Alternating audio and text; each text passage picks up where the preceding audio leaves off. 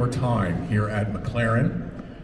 Product specialist Max Hunt is with us to describe this brand new, beautiful W1. We'll give you a little bit of history, the F1, the P1, and now the W1. Max, welcome. It is great to have you, and we are thrilled to see this car. It's been, the word I used when we approached today was stunning, and I think that is something that a lot of people will feel. Thanks, Todd. That's very kind. Yes, thanks for welcoming me as well. It's great to be here, and great to be here representing McLaren and here to talk and show you the W1. Your history with design and engineering is it was sort of inevitable. You would kind of get into the family business, if you will, to find your way, and you found your way with McLaren. Yeah, that's right, Todd. So my family are all engineers, really. Started with my grandfather. He was in the military in the Royal Engineers. So it was kind of inevitable, really. My career with McLaren started in 2017, so getting on for a decade ago now, and my role is now to look after W1 among the other supercars. Let's talk about the W1 and some of the unique features. It's, again, as mentioned, it's stunning, but it starts as an idea, and first of all, tell us how long it is in terms of development from when you begin the process to what we see here. So W1 as a one car, so I should explain that F1, P1 and W1 we call one cars as the kind of collective term. What they allow us to do is start again with a blank sheet. So go back to first principles and really define what we think it takes to make the best driver's car for road and for track. So because it's a clean sheet, it takes a very long time to develop, by our standards at least. So we're looking at kind of 5 years for the cohesive vehicle program, but some of the elements of the car are actually longer than that. What makes this a true supercar? So we call W1 a real supercar. So we went through this kind of quite philosophical exercise when we embarked on the journey to create W1, to define what makes a real supercar and what a one car really is and what it means. We landed on 4 principles. So the first is performance everywhere. Second, epic power. Third, pure connection. And the fourth one is authentic theatre. And it's those principles that help us to create the perfect supercar. I'll be the guinea pig, and I want to start with epic power because that's demonstrated here. Yeah, okay, so epic power I think is a fairly simple one to understand, but we've gone to great lengths here. So it's more than about just numbers with W1 of course, but to start with 1,275 PS. It's not just the weight, it's not just the power, sorry, it's also about the weight. The two working in combination together to deliver this kind of ultimate performance.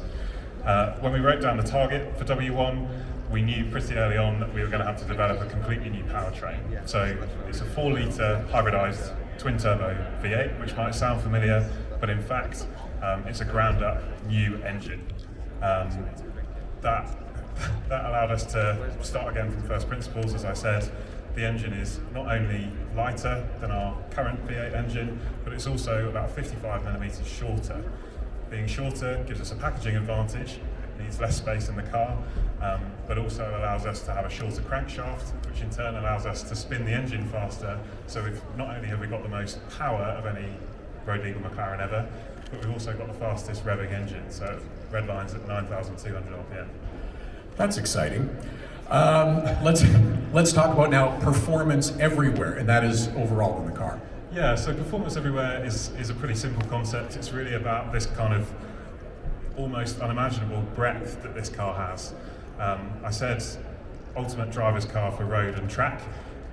It's just as at home on the road as it is on the track. We've got 2 cup holders. As well as all of the performance, we've got space for two people's luggage. The headrests fold down and you can store luggage behind the occupants' heads. But then we've got this huge well of performance that you can just draw on at any time. The real kind of art though is making a car that feels fantastic, feels visceral and exciting when you're only using 10% of the available performance, and that's definitely something we've achieved here. part of that is the incredible aerodynamics as part of the W1. Let's start kind of at the front of the car, and as the airflow is coming over, take us through what happens and where the air goes and how that helps the performance of this car. Sure, Todd. So it's complicated, so I'll try to keep it as concise as possible. But to start with a number again, 1,000 kilograms of downforce in race mode. Obviously, the design of the car is kind of dominated by aerodynamics. This is getting into our authentic theatre principle, where we've got this quite smooth surface over the top of the car, low drag, but actually all of the kind of bolder forms and surfaces below the waistline are really controlling all of the airflow around the car, and crucially helping us to create this ground effect downforce with the air moving under the car. So we've got an active aero element at the front, an active front splitter. That's that lowest section that we can see here. And we've also got what we call the active long tail, the wing at the rear of the car. In race mode, this extends 300 millimeters rearward.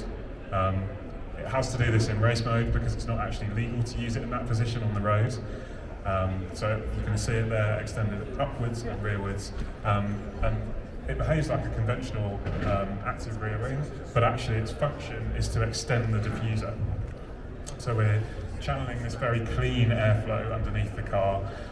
All of these kind of complex forms that you can see here are actually creating what's called aerodynamic outwash. So controlling the flow of air around the wheels and actually throwing the turbulent air that you don't want out of the car, channeling it into the high temperature radiators that we can see here, and creating vortices to seal either side of the car. So you've got this really clean airflow underneath the car feeding the diffuser. That is, that's a very simplified, if you will, explanation of a complicated principle, but it's just, there isn't a piece on this car that doesn't have a function. No, that's right, and that's a bit of a trademark of ours, so it's really, its form is defined by its function. Obviously, we've gone to great lengths to make it beautiful, but it's absolutely about function. You can't achieve the performance that this car can achieve without the design being dominated by that. You mentioned the phrase authentic theater, and that is part of the feel of the car and the feelings you get when you are seated in the car. Yeah, exactly. And this is the kind of grander scale, so the race mode transformation that we talked about, the wing extending rearward, the suspension lowering, so we lower the suspension by 27 millimeters at the front and 17 at the rear. It's incredibly dramatic, but it's absolutely functional. That's how we achieve that downforce number. But there are also smaller details. When you look through at the front clam here, you can see these small openings that reveal the pushrod front suspension struts.